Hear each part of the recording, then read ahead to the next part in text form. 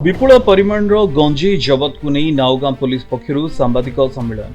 चोरा निशा कारबार को समूले विनाश करने जगतसिंहपुर जिला आरक्षी अधीक्षक अंकित वर्मा सबु थाना को रही कड़ा निर्देश।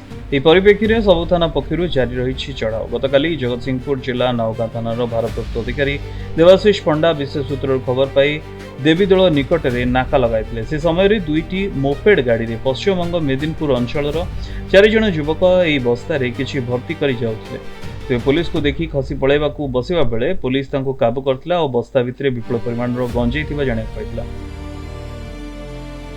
जबत होइथिबा गंजेई पाखापाखि 22 किलो ऊर्ध्व बोली जमापड़ी। तेज यह घटना को नहीं आज अतिरिक्त एसपी सत्यव्रत दास, एसडीपीओ दिव्यरंजन नाथ, आईआईसी देवाशीष पंडा एक सांबादिक सम्मेलन कर समस्त सूचना प्रदान कर जबत गंजेईर आनुमानिक मूल्य 2.5 लाख टंका जमापड़ी।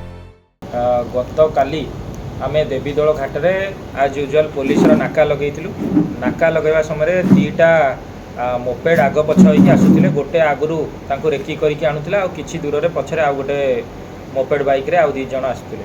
तो टोटाल 4 जण लोक आग पछ होइक आसुथिले। पुलिस नाका देखिकी आग गाड़ीटा पछ गाड़ी को इशारा देला जे सेठु फेरी जीवा पई। तो से माने अतर्कित भाव में जोरे जोरे चलै गलारू पुलिस तांको पुणी चेज कला। ब्रीफ चेज रे 4 जण तक एप्रिहेंड होइथिले आ 4 जण एप्रिहेंड हेले। द्वितीय गाड़ी गोटे बस्तारे 22 किलो 280 ग्राम गंजेई जबत है पर जना पड़ा 4 जण लोक फेरीवाला हिसाब रे एरिया रे बुलाबुली करती आ जगतसिंहपुर अन्य जगार भी बुलाबुली करी गंजेई आणती।